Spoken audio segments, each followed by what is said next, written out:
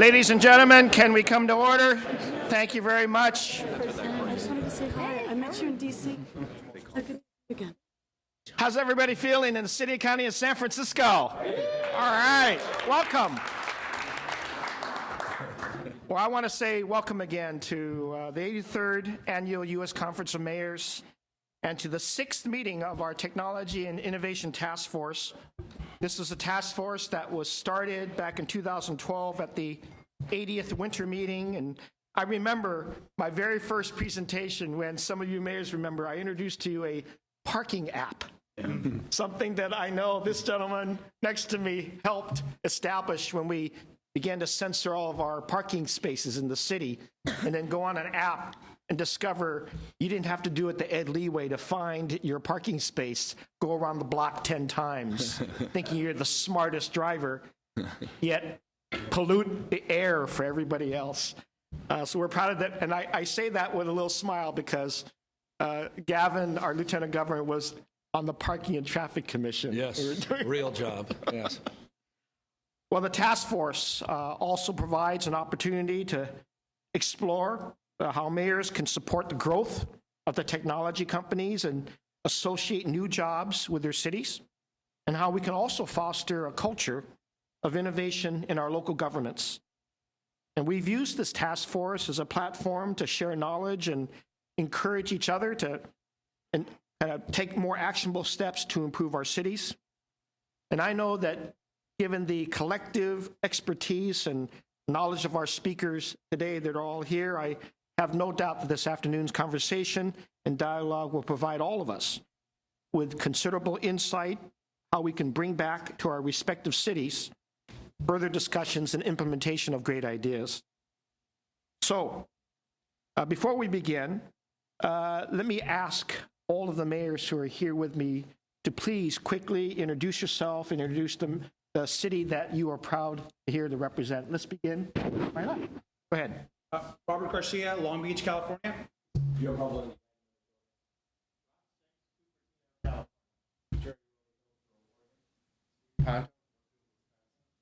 Craig, Hanover Park.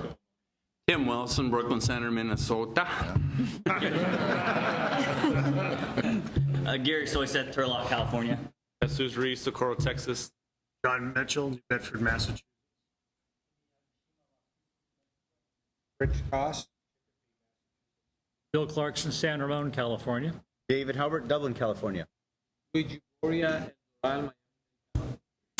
Libby Schaff, Oakland, California, home of the Warriors. Gwen, Ocala, Florida. Jason Pugh, San Gabriel, California. Lindsay Horvath, West Hollywood, California. David Condon, Mike Villalta, Los Banos, California. Eugene Montanez, Corona, California. Miguel Polito, Santa Ana, California.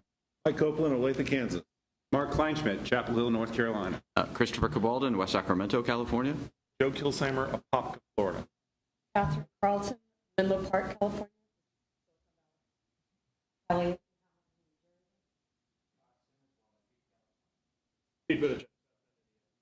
Bill Harrison, Fremont, California. Alan Joins, Winston-Salem, North Carolina.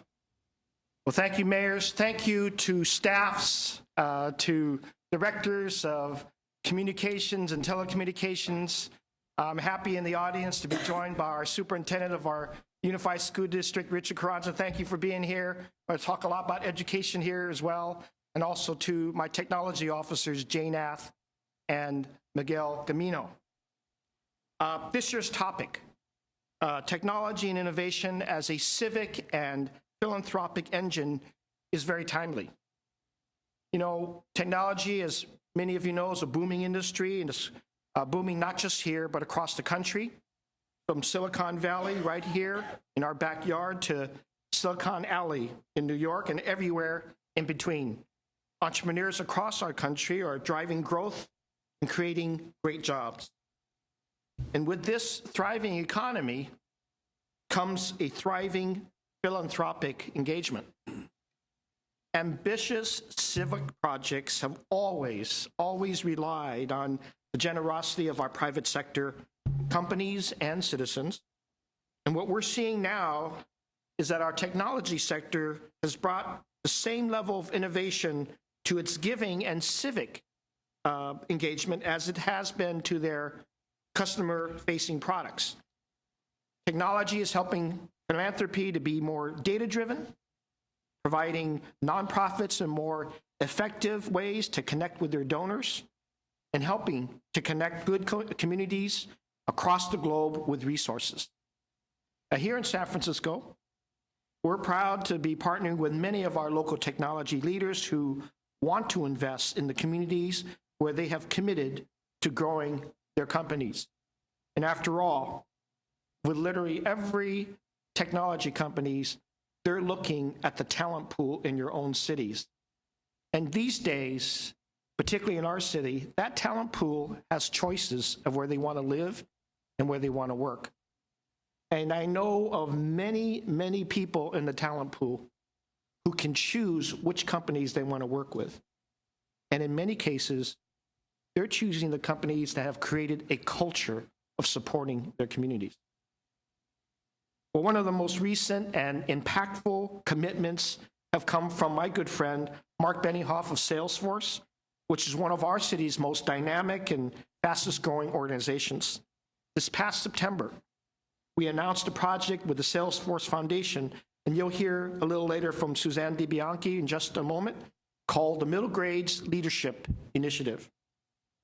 It's enabled by a $5 million donation from the Salesforce Foundation and 5,000 volunteer hours from Salesforce employees during the 2014 and 15 school year. This effort is helping me and helping us provide the tools and resources for our youth to achieve and compete by introducing iPad tablets equipped with applications and digital content into the middle school math and science classrooms.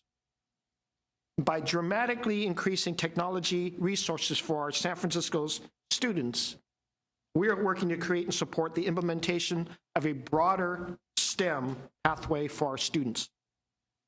Well, this tremendous gift has enabled us to accelerate learning for over 12,000 6th through 8th grade students across our city and provide them with the skills and tools that they need to succeed in the 21st century economy and workforce.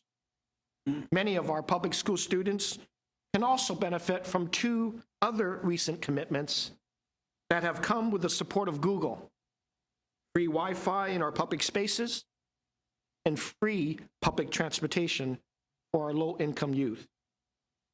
Thanks to a public-private partnership, we're now able to provide free public transit to our thousands of young people from lower-income households. And thanks to this generous gift, we're able to have a successful pilot program running for at least 2 years at no cost to taxpayers.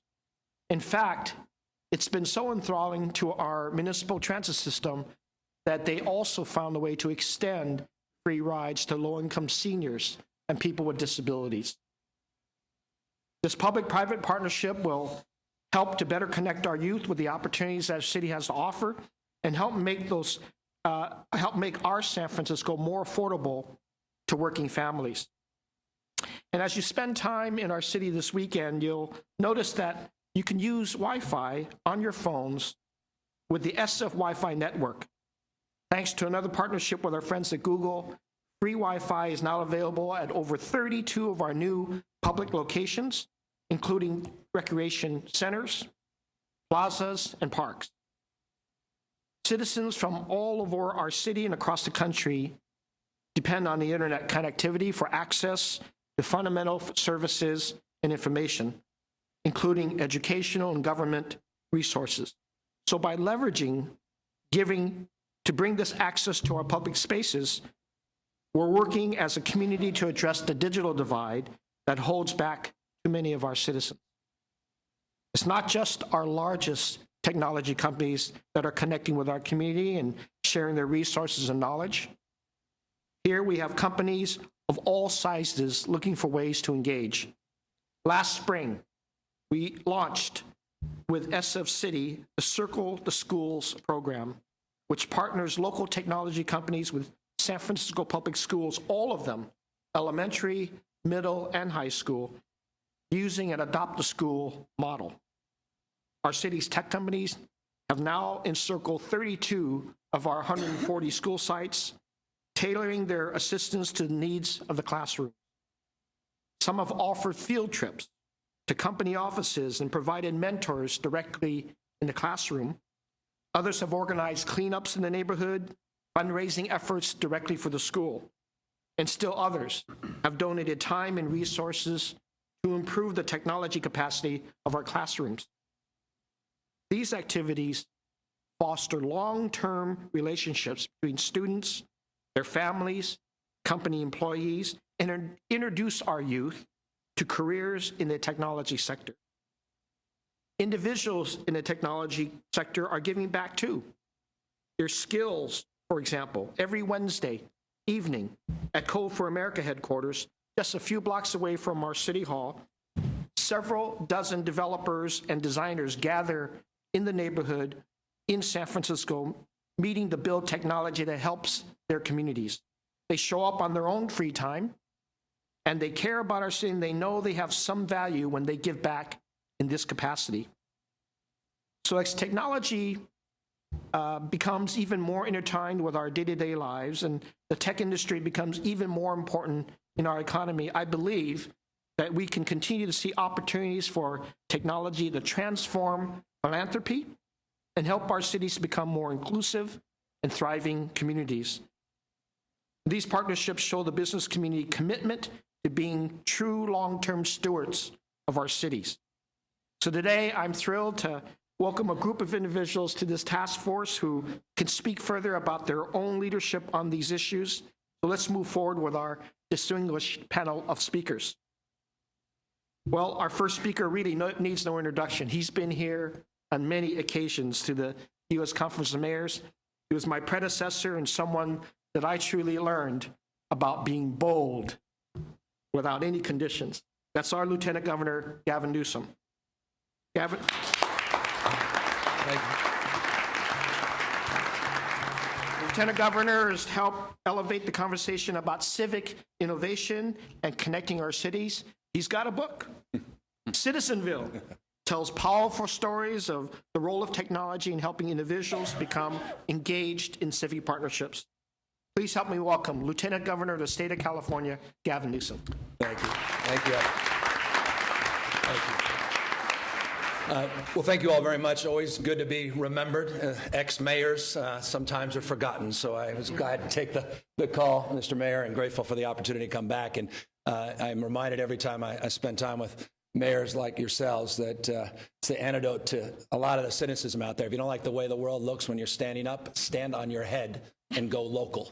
Remarkable things are happening at the local level, and really the spirit to which I think we're all come together, not only for this conference, but specifically for this panel, is around the spirit of emulation, the spirit of best practices, and the kind of extraordinary work I imagine all of you are doing in your respective communities. I did write a book. A politician with a book is nothing new, but it was a book about, fundamentally a book that tried to answer this question. How do we take the world of politics, which is a world of promises, and move it to a world of participation? How do we address the lack of citizen engagement? How do we address the growing frustration that all of us are trying to address as it relates to interaction our constituents have with the institution of governance? That's why the book is titled Citizenville. It's a riff on Farmville. And it begins with a wonderful quote from Justice Brandeis, who says, "In a democracy, the most important office is the office of citizen." And so the book begins as sort of a journey and a framework. Is how can we move away from citizenship that's inert, where we're doing things to people and not with people, where we treat people like subjects as opposed to co-creators. And the framework is really a fundamental recognition, at least from my humble perspective, that the industrial economy, Don Tapscott's written a lot about this, the industrial economy is run out of steam. It's an atrophy. It has served us extraordinarily well for centuries, but it's now reconciling the fact, or we're reconciling the fact, that the industrial framework is no longer relevant to the white waters of the world we're living in, that we're at this proverbial hinge moment. We're going from something old to something new. Internet, by definition, is changing the way we live, the way we work, the way we play. It's changing everything. There was a wonderful quote from Tom Freeman. I had an opportunity at an event not dissimilar to this to interview him, and you perhaps heard him describe when he rhetorically asked the question, what world are we living in? He has a wonderful line that I think sort of connects the dots of this task force. He says, when I wrote that book, The World is Flat, where he sold 4.5 million copies, it's a book about technology and globalization. New York Times bestseller list, 4+ million copies sold. World is flat. He goes, you could go in that book about technology and globalization, go back 2004, 2005, New York Times bestseller, and you look under the index, look under F, FA, FAC, and Facebook is not even in the book. It says at the time he wrote that book, Twitter was still a sound. The cloud was in the sky. 4G was a parking space. LinkedIn, a prison. Apps were things you filled out to get into college. Big data was a rap star. And Skype, for most of us, was a typo. None of those things existed, and now they're ubiquitous in our lives. He made the point we're no longer connected, which was the argument of that book in 2004, 2005, but hyper-connected, no longer interconnected, but truly interdependent. We're going from something old to something new, the merger of IT and globalization. More IT, more globalization, more globalization, more IT. So my premise and my argument for this discussion is I believe that government's on a collision course with the future. From a technological perspective, from a cultural perspective, I believe we're on the leading and cutting edge of 1973. In fact, if you look at California, now that's literally the year we built out the infrastructure for our Department of Motor Vehicles. It's the operating system to which everything has been built on top. Sure, we have some fancy websites, but we haven't changed fundamentally the architecture.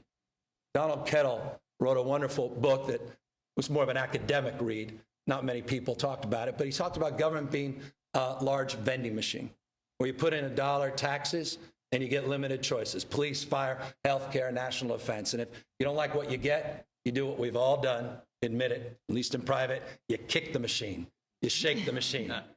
But we're inert in the process. It's more you vote, guys like all of you decide. Well, in a world where we're conditioned by Amazon, where everything's being customized around you, that world is no longer relevant. The world that people are living in and day out. We're on a collision course with the future. It's no longer machine thinking in the debate around the size of the machine. Republicans on one side, Democrats on another side. But reimagining a different debate, which is platform thinking. Along the lines of what Steve Jobs did just a few years back when I was mayor. I had the opportunity to be down there at the Moscone Center when Steve came up on stage. Ladies and gentlemen, iTunes. No one knew what hit him, not least of which the Virgin Megastore, which is still on a rotation of for lease signs, never recovered. Didn't know what hit him. Like that was out of business. I tried for years and years and years to make it a little easier for you when you came out here for the U.S. Conference of Mayors to come out and enjoy the city by having access to taxi cabs. Tried desperately to reform the taxi cab industry, and then a damn guy named Travis comes along with an app. And the rest is history. Uber is born. Just like that. Disruption in real time. You, I'm sure, have read that wonderful piece in The Atlantic that begins with a paragraph that suggests the point I want to make, which is you ain't seen nothing yet.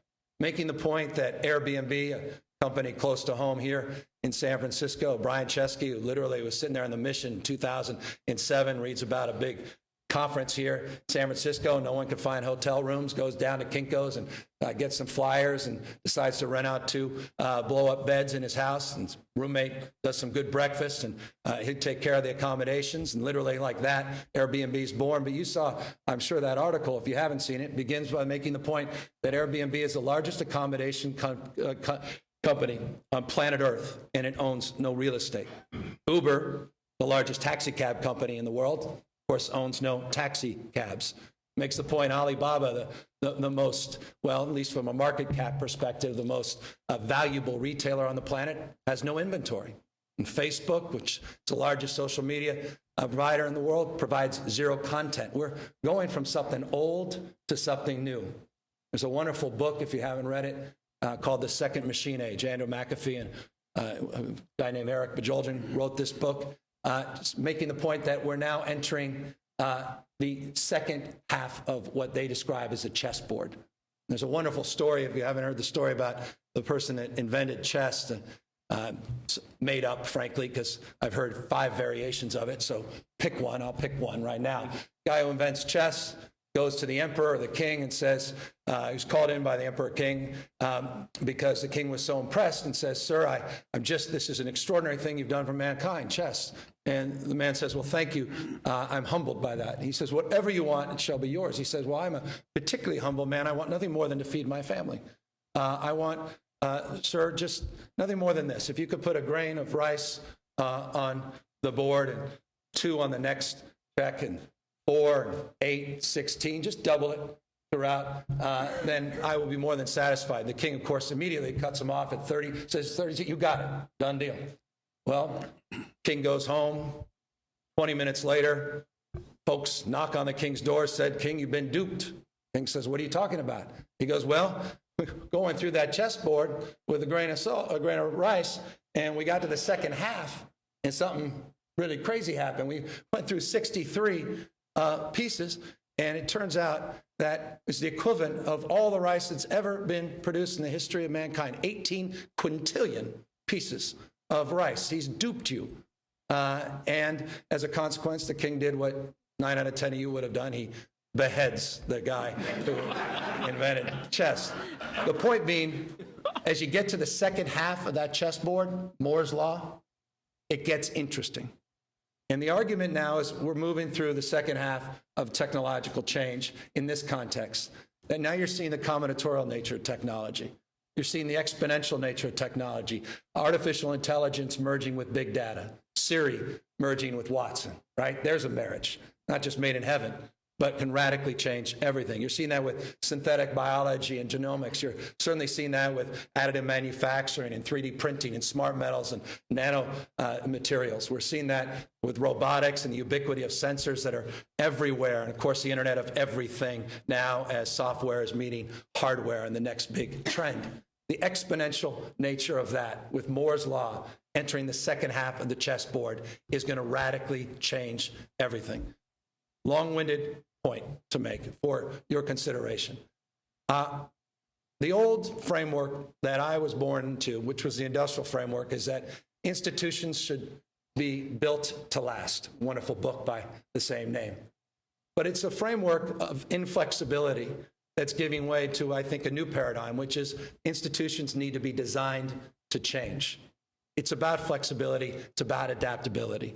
The old paradigm from a bureaucratic and industrial mindset was selling down your vision, command and control. Well, you understand now hierarchy is giving way to something completely different. It's decentralized, it's network. It's about devolving power and involving more people. Our job as leaders, it seems, is not command and control, but climate control. Creating the conditions, creating a platform frame of mindset. We're not in the apps business, nor was Steve Jobs, incidentally, nor is Apple. But platform business, to create the conditions where people can do more things together, be more participatory. My friend Eric Liu talks about being big on what, small on how. Less prescriptive on how we deliver service, but certainly prescriptive on addressing the big issues that, of course, define our times, the issues of income inequality or whatever you want to fill into that basket. But that framework is a different mindset than the one that has got us where we are today. So I offer that as a point of consideration. Final point. It's hard to be a leader in this world because it's now all about two-way conversations. Used to be, let's say, this is the educational framework Ed was just referring to. The sage on the stage, drill and kill. You can sit there, the old lecture model. Monologues. Well, there's no monologues in your world, especially mayors. It's about dialogues. It's a two-way conversation.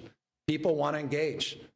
And that means everything we design from a governance perspective needs to be designed for participation. Needs to be framed in a completely different context. Again, it's not just a technological problem. It's a cultural problem. It's a mindset. And I really believe that if we don't adapt to new thinking, mass collaboration, not mass production, not mass education, certainly no longer mass media, as the private sector has discovered when Craig came along with the list, Craigslist, and gutted that industry overnight. We have got to, I think, come up with a different frame and a different framework of engagement. And so this is why I was Grateful for the opportunity to be here. Grateful for Mayor Lee's leadership as he has taken the work in San Francisco on openness and transparency and collaboration to a whole new level. And I know many of you have done the same in your respective cities. And no one, I think, candidly, dare I say this, doing more than the person to my left, Megan, who came from Google. You'll hear from her in a moment, now working within the Obama administration, who understands this intimately and understands, I think, the extraordinary opportunity for government to, I think, reimagine not only its role, but its purpose, but technology being, I think, that platform for a different kind of civic engagement. Thank you. Thank you, Lieutenant Governor. Thank you. Great. Thank you, Lieutenant Governor Gavin Newsom. I hope you'll be around. I think a lot of mayors can really want to ask you some questions about the framework in which you challenge us to think better. Our next speaker travels from Washington, D.C. In fact, you may have heard from her boss just last Friday. Well, President Obama named Megan Smith as the United States Chief Technology Officer this past September, and she came to the Capitol from a distinguished career in Silicon Valley, including serving as the Vice President of Google for new business development. Well, San Francisco is partnering with the White House on the President's Local Hire Tech Hire initiative to create a pipeline for America's youth and disadvantaged workers to get high-paying jobs in the technology companies. We're one of 21 communities, perhaps some of the others are right here in this room, that have pledged to partner with companies such as Salesforce on this very effort. Well, I believe very strongly in this workforce initiative, and I've authored a resolution for this year's conference in support of the national commitment to build pathways for tech employment. And I encourage the mayors here to consider supporting this measure and take a look at it. I think it's very important that we have that conversation. Well, Ms. Smith has also been recruiting talented technologists to give back to their country by serving in the United States Digital Service. That's a groundbreaking effort to use the best of product design and engineering practices to transform the way government services are delivered. Please help me welcome our United States Chief Technology Officer, Megan Smith.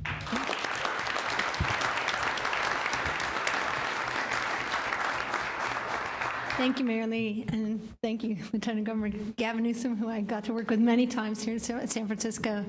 It's an honor to be here with all of you. And with what Gavin just said, you could feel afraid, you could feel excited, you probably feel both. We got to have a meeting, we were talking about marketing and branding, and the CEO of Amex and the marketing leader for Amex were there, and they said this great thing that they think about, which I think is resonant. It's this idea of constancy of values with constancy of reinvention. And I think that's the crossroads that we're at in this moment, and I think people hit it at various times in our country throughout. But it's the values, the American values, the fundamental values that we have, our democratic values and participation, inclusion, economic opportunity, innovation in the future, which we always have, together with this reinvention.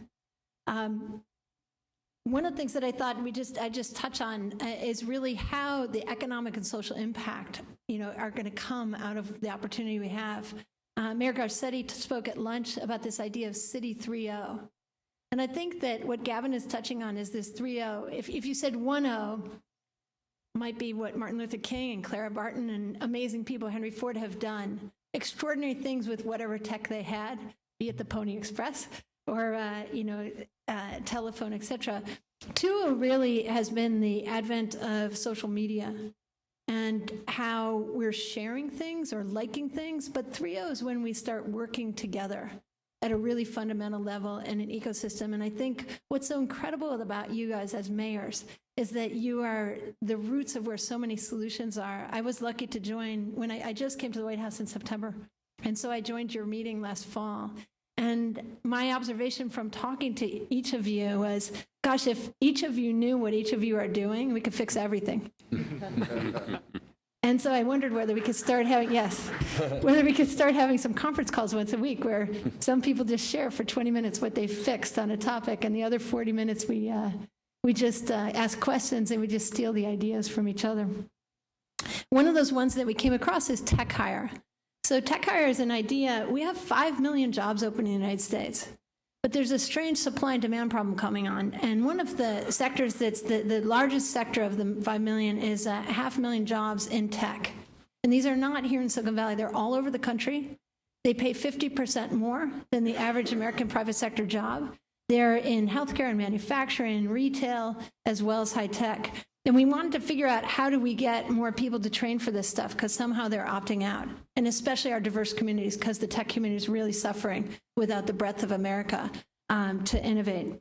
So what we noticed was in the case of St. Louis, the workforce development folks had created in St. Louis, the tech boot camp folks had created boot camp work, these short 3-month training courses that you could take. And so that in addition to the 4-year degrees and the 2-year degrees, the employer who has hired as many of those as they can take, and they're sort of stealing people, and there's all these other people in the city, could come in through that path, through more of an apprentice path or a short course path. We noticed in Louisville that Code Louisville had started to matchmake in the same way, that Philly and Delaware, other people were getting this done. And so the way that you do tech hire is the employers who need these people start to look at their hiring practices, and they start talking with each other. And any of your employers who want to do this, we know employers who would be happy to talk to them. And you look through how are you recruiting for folks, and how are you opening up your jobs so that these people from these other tracks can come in, so you can hire out of portfolio or out of other ways. And what are you doing to matchmake with your workforce development people who aren't aware of these jobs? And what are you doing with your code boot camps that can be there? So that's how tech hire works. It's an example of the kind of innovation that people can do. And now we have 21 cities already in, and we hope that more cities will join. It's a fast-track way to fill these jobs. Another one that's going on is around smart cities. So if you think about smart cities, there's both, let's call it the plumbing layer or the infrastructure layer, whether we talked about the parking meters, these great apps. South Bend, you guys have an incredible innovation. By getting your university, Notre Dame, working with the city, you saved, I think, $100 million on rebuilding a second sewage system so that you're not dumping when you have stormwater overage. Instead, they have sensors all around, and they're actually load balancing the sewage system. It's very impressive. So what can we do to collaborate and take the 20 ideas already in this room that people have at the smart city layer and cross-share them with each other? There's an extra benefit that's coming for South Bend. The innovation at Notre Dame is wonderful IP, and there's lots of cities all around the world that would like to buy that from American innovators. And so you can figure out how to productize these products. At the smart layer, where Airbnb, this smart citizens layer, where Airbnb and others live, there's all this opportunity to kind of use what everyone calls the mesh. And so the thing that I would encourage us to do is think about how you, in your local communities, here's a question: who here has ever been to a tech meetup? Okay, a couple. So what these folks who are putting their hands up will tell you is that you can actually go on the web and just look up your zip code and meetup. And you can find that your tech community is locally self-organized. And you think it's in only the hub cities. There's Enrico Murrieri's book about the brain hubs, these places like Silicon Valley, Austin, Boston, that are growing at 5x, or 3x the other cities. But they're all over the world, all over the country. When the president travels, we often look them up. And I remember he was going to Boise, Idaho. We found 14 tech meetups in Boise, Idaho. One of them has over 500 people in it. The Girl Development meets twice a week if you want to learn to code. The user interface design team is there. So you have those in your city. And what I think about those for you is that's your civic innovation teammates. And so not only, of course, go visit them to raise some money, that's a good idea, but really go get those people to come join you and address all the fundamental problems that we have together on those. The last thing that I just mentioned, in addition to mashing up and working on these things, is digital government. It sounds daunting, I think, to many people with the teams that you currently have to come and upgrade, the amazing dashboards that Mayor Garcetti showed that Los Angeles is doing. But one of the things that we accidentally have done in our government At the most elite levels, we have our economists. At the most elite levels and all the way through, we have our lawyers. We have our amazing operators. We have our humanities. I call it like humanities Q, like IQ and EQ, science Q, med Q. The CDC is run by an extraordinary medical professional, right? And all the way through. If you have a law degree, you would go to government and clerk, right? And then come back to the private sector, and you might end up in the Supreme Court for the most elite of those. But in the area of tech, we have tended to do two things by accident without realizing it. One is we have vendorized all tech. And it's not at our management table.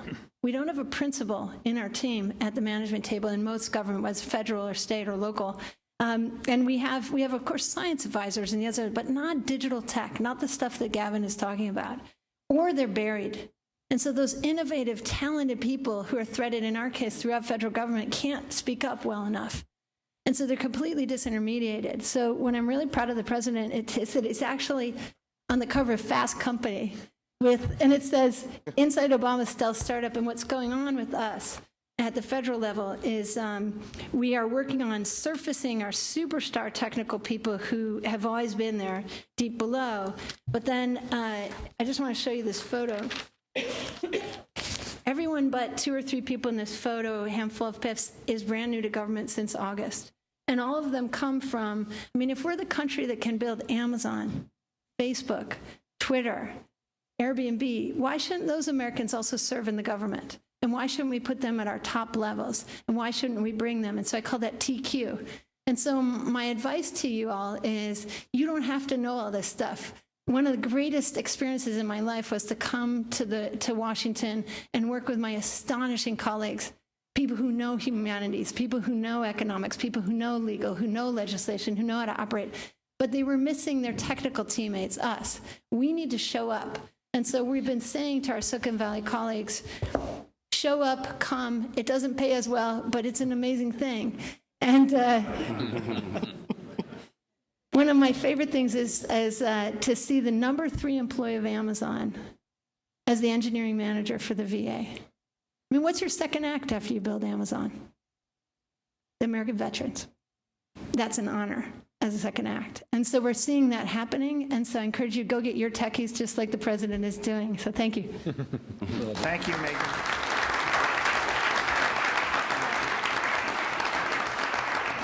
Megan, thank you for your comments and your insights. And again, please register our thanks to the administration for their work across the country. I mentioned to you earlier our next speaker, Suzanne DiBianca, and I wanted to let you know that she's the co-founder and president of Salesforce.com Foundation. And under her leadership, the foundation has grown to serve as a successful model for the new breed of corporate social responsibility through their initiative 111. It's a model where 1% of the company's time, 1% of its product, and 1% of its equity are given back to the community. The Salesforce Foundation has been a powerful force for good in San Francisco, and I'm very proud of their initiatives and also their incredible support for other nonprofits across all of our neighborhoods. Please welcome Suzanne DiBianca.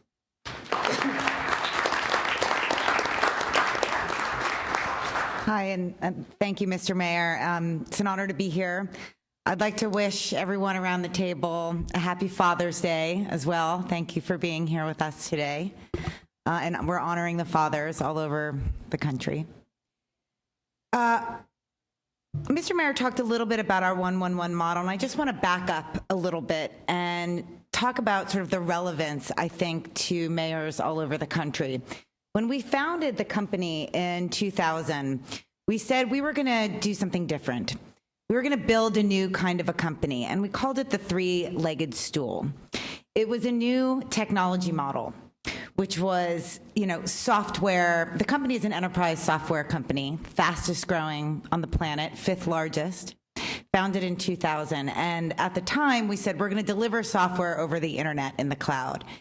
Unheard of in 2000. In fact, I was talking to a group of high school students the other day, and I said, don't you remember the days where you used to get CDs in the mail? And none of them remembered, not one. but hopefully you do, as I do, the days where we got the multiple CDs every day in the mail. So 2000, cloud computing, unheard of. As Gavin said, ubiquitous today. The second thing we decided to do was a subscription model, pay as you go. At the time, software implementations, millions of dollars on the front end, and large, very high rates of failure. And we said, well, you can pay for it like a subscription, like you do a magazine. Again, unheard of in 2000. And then if you look today at Spotify and, so many subscription-based services, it's a ubiquitous way of delivering services over the internet. And the third and very important thing that we decided to do when we founded the company was to create a new philanthropy model, which was not to wait until we've reached some level of comfortable success to really make philanthropy a core part of the founding of our company. So I started with the foundation when the company was just 50 people big. I've since taken over a couple business units, but I continue to run the foundation, and we're now a 15,000 person company. And one thing that is really exciting and that I think that you can leverage in your cities all over the country is the momentum that we're starting to see with the next generation of founders. So we've launched an initiative called Pledge 1%, which we said we were going to get 500 entrepreneurs to pledge 1% of their company upon founding. We did this on Giving Tuesday, along with the 92nd Street Y. And with very, very little marketing, we had 300 companies sort of take the pledge in the first 3 months. So part of the reason we launched that initiative is because we're just seeing the next generation of founders, of entrepreneurs. They really get this. They don't need to be educated. They understand in order to run a great company, in order to get great talent and to be a great CEO, you need to think about all of your stakeholders and not just your shareholders. So that's a little bit about Salesforce and who we are and what we're kind of committed to in corporate America. But as I think about my partnership with San Francisco Unified School District, Mayor Lee talked about the 1-1-1 model. And the reason that we put that together is not about Salesforce. It's because every company on the planet has those assets. They'll have people, they have something that they provide as a product or a service, and they all have some level of resource, cash or equity if they're not public.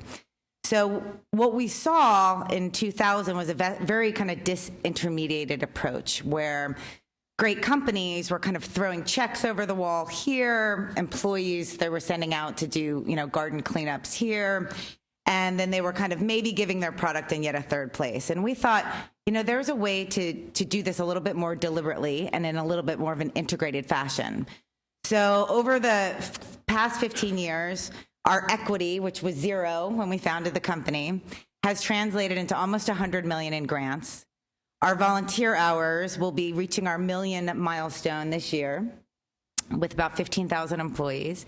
And we have 25,000 nonprofits, probably many in your cities that use Salesforce for free or in a very highly discounted way. So the reason that that's been so powerful for really even a relatively small company that we are today is because we started so early. And if I think about the school district and what Mayor Lee sort of challenged us to do really at the middle school level was really to bring our integrated model together. So it is not about us writing a check and going away. It is about us showing up every day. It's about, we actually have a program with the 20 middle schools that we started where we have an executive teamed up with them as a mentor and a coach. And we have different executives that sponsor those schools. And if I think about Megan's statistics around jobs and the massive growth in technology companies that we've seen just here in the Bay Area, we decided to take a step back because we have been working with great partners. We're a big fan of the Tech Hire Initiative. We're huge fans of Year Up. If you don't know of this organization, I would really encourage you to look at them and bring them into your cities. They work with 18 to 24-year-olds. It's a boot camp model, really, where they train 18 to 24 underserved youth in IT circuit riding skills, which is a very high turnover job in any company, whether you're a bank or a tech company. But they train these kids and then they place them in corporations, and it's just a phenomenal outcome. We've had over 150 Europe interns in our company, of which we've hired full-time 75 of them. So we've been kind of playing in the area of jobs for a long time with older kids, but we realized with the mayor who said, I'm losing kids in middle school. And Europe is a great program, and we are now really focused with them, especially as it relates to girls. But we began to kind of see there was a real disconnect with tech workers, whether you're in engineering or marketing, and the young people in our city just getting trained with those kind of 21st century skills. And we were losing a lot of girls, particularly in middle school. So the mayor asked us to come in and basically kind of wrap our arms around the middle schools. We're in $5 million this year. It was $3 million the first year. So we know this is a decade-long partnership. This is not a 2-year partnership. It's going to require our money, our people, our executives, et cetera. But as we thought about the middle schools and especially kind of reaching out to the girls, a couple things happened as a result, which is simple things. And I happen to live with a middle schooler. Which was Minecraft, which really kind of changed the game for girls and technology. And then we saw amazing people like Hattie Partovi, who started an organization called Code.org, which took all the fear out of computer science and put all the fun in the hands of kids, pre-K actually, to high school, around making computer science accessible, friendly, and less scary, particularly with girls, but frankly, girls and boys alike. And we've run Code.org workshops in Sydney, Australia, and Japan, and all over the world. And kids just really, really love it. So, you know, when the mayor asked us to kind of jump in, partner with the middle schools, we really brought our kind of bias to technology and to computer science, which is very important, and really kind of wrapped around the schools with our people. But we basically said, you know, this is not enough in terms of really driving innovation. So my last point, and I think the final thing we did, which was I think really unique, but has made a huge difference, both in terms of how we fund technology innovation with our nonprofit customers, but also within the schools, is we gave each principal $100,000 and said, this is yours to spend however you want to spend it. And I'll never forget in that first meeting and that lunch that we had, you know, 30% of the teachers just broke into tears and said, we have been spending the last 5 to 10 years cutting our budgets. And for someone to sort of come and say, whether it's frankly $5,000, $50,000 or $100,000 in your case, to say, we trust you, you know what to do in your schools, we want to help you drive innovation, has just been, I think, a game changer with the principals. And they have on their own, they've built robotics labs and makers labs, and they brought in security guards in some instance. But we basically said, in partnership with the school district, and we have great leadership in the school district in San Francisco, this is your money and there is no strings attached. And again, we're in this for a decade. It's been a complete honor to work in San Francisco, to go back to the schools. We have 50 high school students that are starting in our company next week. So we're really looking at both jobs in our company, but really kind of backing up the pipeline and saying, how do we really engage girls? How do we not import so much technology talent in the future? And it's under the leadership of people like Gavin and Megan and Mayor Lee that have really inspired us in this way. So thank you. Thank you, Suzanne.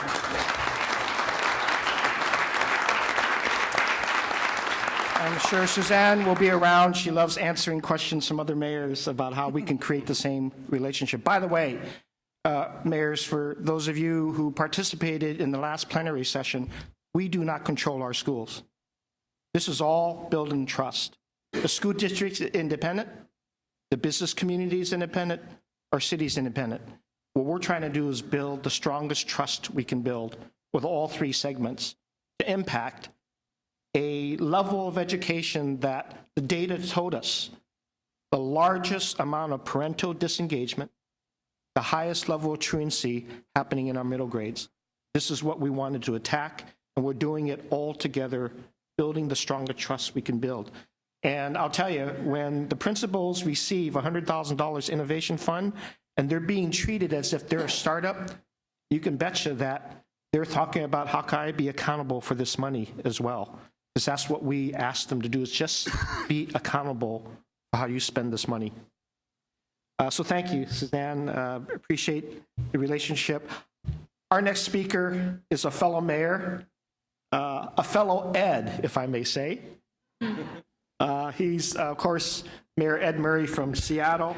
He's been a leader in Washington State Legislature for nearly 2 decades before his election as mayor last year.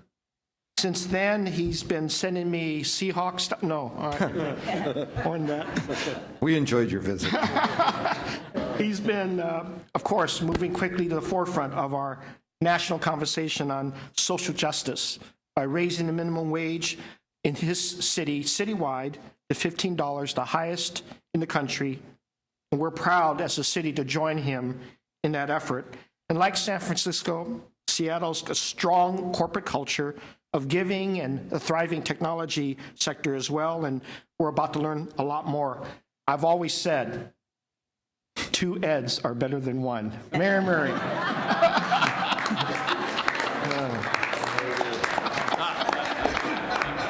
Thank you, Mayor Lee. It's always good to be with a Seattle native son. Mayor Lee was born and raised in Seattle. And as I told him when we did a fundraiser for him in Seattle, I am very glad that he lives in San Francisco. Otherwise, I wouldn't be sitting here in this position. I'm going to talk about technology and from the lens of equity. And for those who were at the lunch yesterday, a lot of this will be sort of a repeat. Well, Seattle, as you know, has a very successful IT economy, except when it doesn't. Population of the city is close to 700,000 right now. 93,000 folks have no access to broadband. That booming tech economy is not actually hiring people who grew up in Seattle.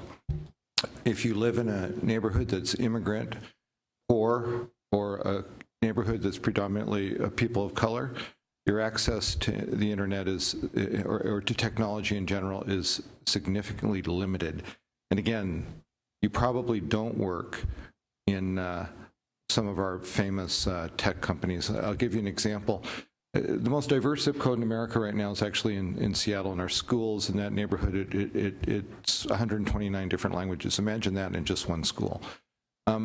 And the technology community is really good at hiring people from all around the world, except they're not the people from that neighborhood. The other issue is the issue of gender, working in technology. And, I often visit our incredible companies, the newer ones, and you almost never see women. It reminds me of this bizarre movie that was on TV when we were kids about Seattle called Here Comes the Brides. And it was about the loggers that started Seattle, except there were no women, so they brought women. And the song for the theme song was "The Bluest Skies Are in Seattle." So the program was very weird. But the point I'm trying to make is, we kind of are in a "Here Comes the Bride" moment in the IT world. So we're trying to address these things. Simple things. We partnered with Google for this little MiFi thing. It's a little box that anyone who has a library card can check out. That allows you to immediately connect through Wi-Fi through this MiFi box. By the first day, all the units had been checked out of libraries across the city. We focus on something called Startup Seattle, where we have mentored 300 businesses already, again with an emphasis on underserved communities, underrepresented communities, and we're starting to see the benefits of working on whether it's regulations or business connections or finding, angels who invest. We do all those things as a city to try and identify ways to grow up the startup world.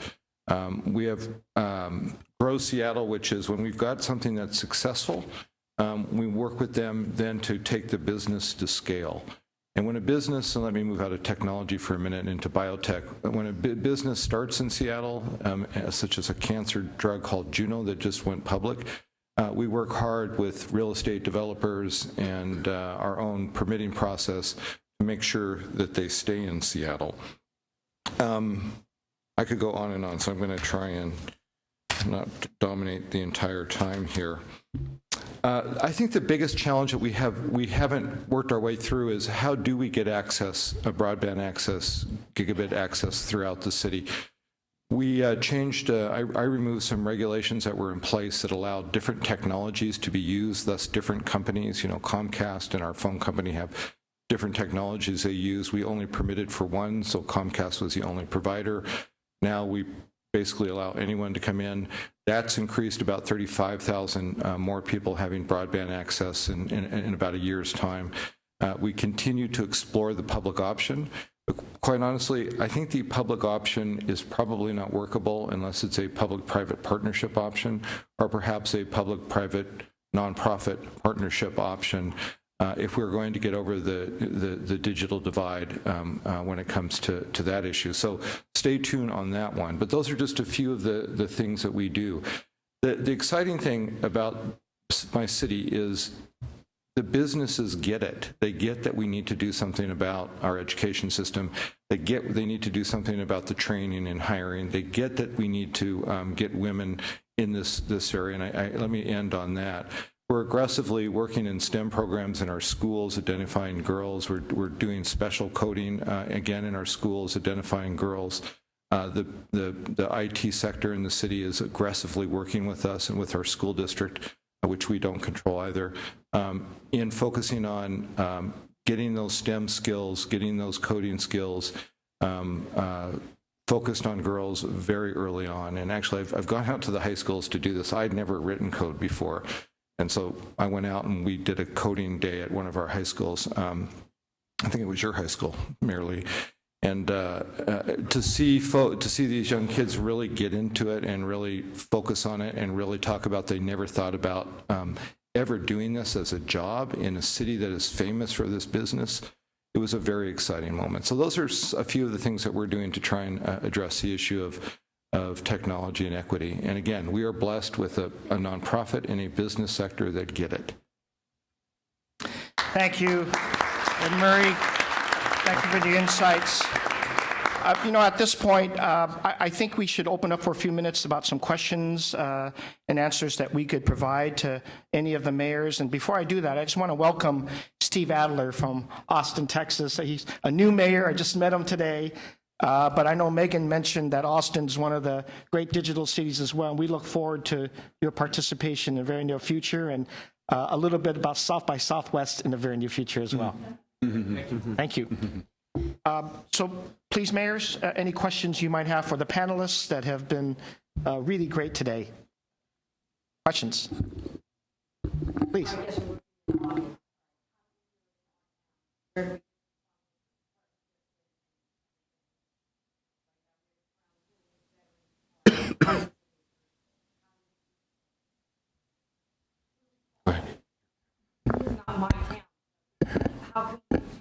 And where are you located? How do we do it in our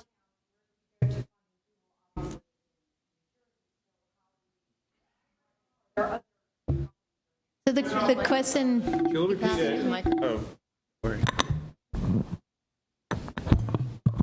Yes, the question is, how do you do this? How can you implement this in my municipality? 40 square miles. I don't oversee the school district. 17 elementary schools, 3 middle, 4 high schools. So how would we do this? How would you begin something like this with working with the business community and education, even though I don't oversee the district like you don't, Mayor? How would we begin? I think on the school side, do you want to? Yeah, I actually kind of just asked. I had to be, I took a page out of Gavin's leadership. Just be bold. Just go out there. Don't be afraid of asking, because the businesses are doing okay. But I approached a number and I had a dinner. I invited some tech leaders to a dinner one evening, and they kind of said, what are you really passionate about? And they said, don't give us the political speech. Don't give us your policy from the last 6 months. Give me personally what you want to accomplish as the mayor of the city. And I was able to explain to Mr. Benioff that, I really think that our kids are not going to be part of your world of success unless I, as the mayor, do something about it. I think our school system is going to lag behind unless we together create an atmosphere where there's more trust and that they see the success of the companies being linked to the actual kids that graduate or not graduate. And as we talked about, it took us about 6 months to really go from an honest discussion about who I am and what I'm all about to introducing him to the school district and what they were trying to do and cause a vision. And by the way, Mr. Benninghoff didn't just say yes. He challenged us. And this is where I think Suzanne could speak to, because it's never been about just giving money.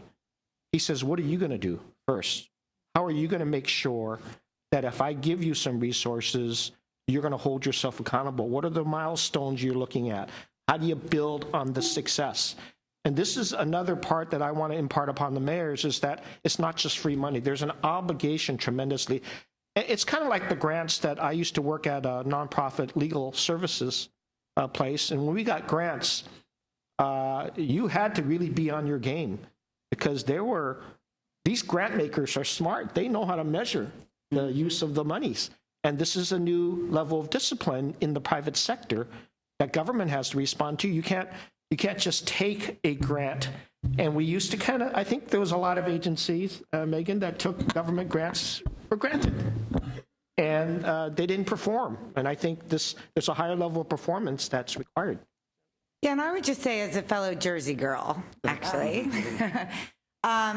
you might not have Salesforce, you might not have Google, but you got J&J, you got New Jersey's got a lot of companies, and they may not be, even if you're not in a tech corridor like Austin or Boston or San Francisco, have to be a tech company to engage the business community. And I really like the Circle the Schools model.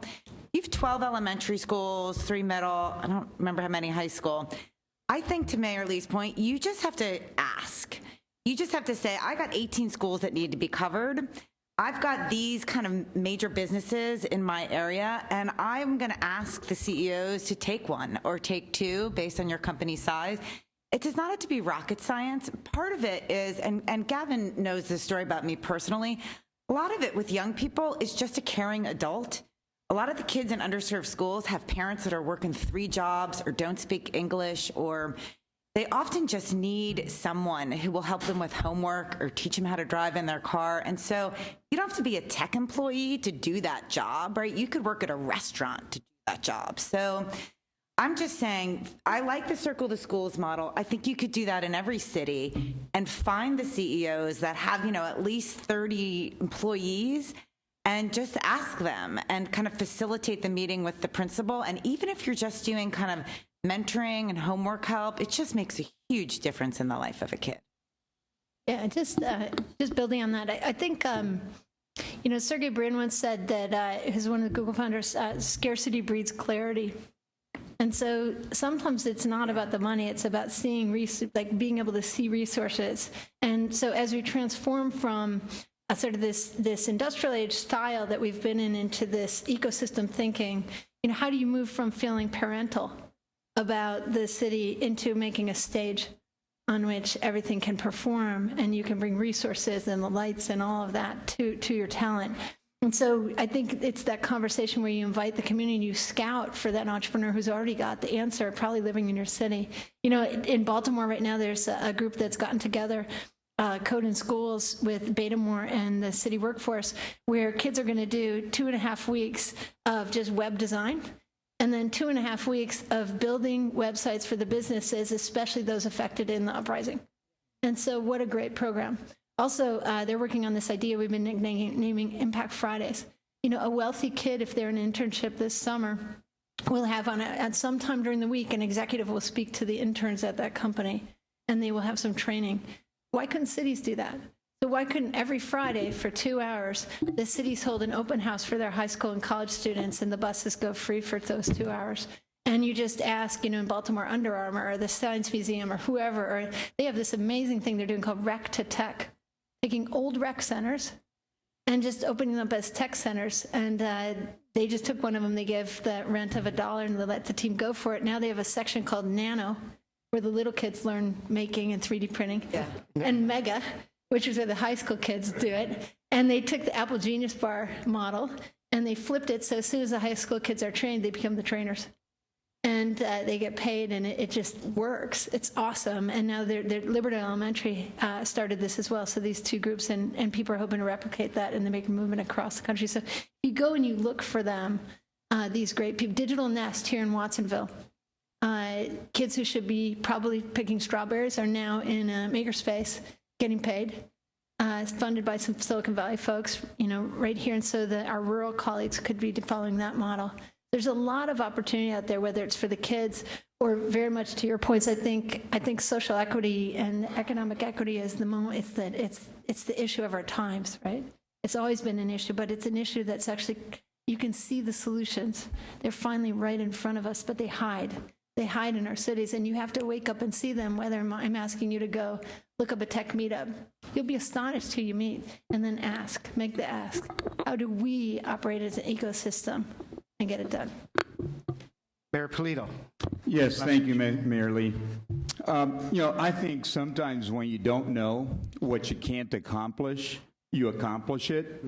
If you have a little bit of innocence and Pollyannish in a way, you just start asking for help. In my city, part of what we did is we went to Taco Bell Corporation. They have nothing to do with science and technology, you would think. Well, they gave some money for a Discovery Science Center. We made it into a cube that's on the side right by the Santa Ana Freeway. Today, we have close to 1 million visitors a year.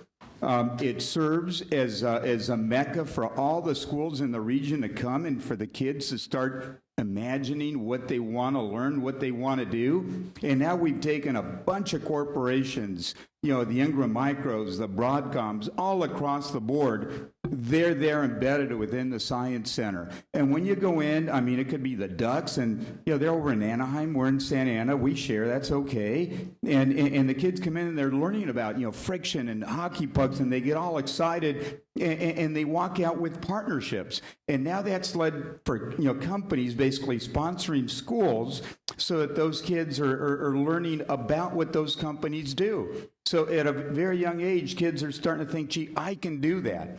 I maybe, can't even afford to go to the Science Center, so at the city, we open it up so it's free for low-income kids. And they come from all over the region. Up to 100 cities now come and visit this area. So you can just do, and we started just with an idea. We had no playbook, we had no concept, we just thought maybe we can do this. And that has led to so much good. Now charter schools are coming in, and that's a wonderful thing. The Khan Academy. And a question I have for you all is, any thoughts on how we merge something like the Khan Academy? Gavin, you were talking about how Uber has no cabs. Well, Khan Academy has no schools, yet they have 22 million people studying. And we're trying to figure out how do we integrate that with informal education within the system. Well, I think it's just another example of the rapid nature of change around us. It's interesting, we talked about women issues. There's these broad trends that are self-evident, but you have to sort of pause and reflect on them. There's one big shift, and I don't mean to contemporize it in the context of electoral politics, but the big shift between, power being shifted from men to women. Look at sort of internationally with what was going on with all the disruption in the Middle East, from palaces to squares, the sort of power of people. You're seeing it as well in education. It's no longer, I serve on the UC Board of Regents, CSU Board of Trustees, and I think we're in a very difficult space where we, like Kodak in 1975, that had a peak employment of 145,000 people, are sort of sitting back, and I made a comment, I got a lot of trouble for this, which you'll appreciate. I said, the UC meeting, I said, after a big discussion, we were patting ourselves on the back, I said, this reminds me of what it must have been like 10 years ago to listen to the board of directors meeting at Kodak. Not recognizing or reconciling the world around it. But the point I was making then is that the power shift from the educational frame is moving away from universities to education. This big raging debate with MOOCs, these massive online courses, what Sal Khan's doing, flipping the classroom K through 12. You're seeing the same thing as well with healthcare. This is the next great technological shift. Finally, we're going to see technology hopefully bring down the cost of healthcare with diagnostic tools and the like, but it's moving away from hospitals to healthcare more broadly defined. We're seeing movement power shifting from consumers to creators, and that's certainly the case case out here in San Francisco and Silicon Valley. There's a massive power shift is occurring. And that's my point to all of you. We either, as they say in life, either happens to you or for you. We have to get ahead of this curve because we're about to get run over by it. The thing that stunned me more than anything else at the federal level was all our reaction to healthcare.gov's big debacle. I don't know why it surprised a damn person. It's the norm. I mean, the Standish Group is a consulting firm. 94%, they came out of the poll last year, 94% of all large-scale federal, state, and local IT projects fail to perform. 94%. There was nothing unusual about healthcare.gov's failure. What was unusual was our response to the failure. 46 out of 47, don't quote me, but I think I'm right, of the contractors on healthcare.gov have been doing business with the federal government for decades. None of the folks out here, Ed, in your town, even had a chance, including Salesforce. We're still debating whether or not to go to the cloud in the state of California. Still debating the security of the cloud, I kid you not. Until this last year, we came up with something called Cloud. But it's an incumbent protection act. So my point to all of it, we got to get, we go back to what you're saying. You got to change the plumbing. You got to change the architecture. And it's a cultural shift. It's a mindset shift, not just a technological shift. But procurement is at the core of so many of our problems. It is an incumbent protection racket. We have got to radically change the procurement for IT. And that begins to get to the question of how Khan Academy can play a more substantive role and how all these other platforms can play a more significant role in reducing friction, reducing the cost of government, and improving its effectiveness and choice. Thank you. Thank you, Lieutenant Governor. Mayors, I'm going to respect the timeframes that you have here and calling into this task force, but I'm going to ask the speakers to stick around and answer as many of the individual questions that you have. If you're interested in firsthand about our city's vibrant technology sector, I'm going to ask you mayors to join me tomorrow. We've got a technology and innovation tour. We're going to make visits at 3 stops tomorrow. Autodesk, which you'll love. Uber, of course, you already know, and you should see their operation, and Twitter. So please join me in that. And then at 1:30, before those tours start, there's going to be an hour at Suite 4378 of this hotel, 4378, where a government technology leader, Excella, is going to kind of do a deep dive in our innovative Civic technology solutions. And I think you'll be really interested to hear what they have to say before we go on these tours. With that, again, mayors, thank you for your support in this task force. Let's work hard, a lot of challenges, and we'll see you soon. Thank you. Thank you.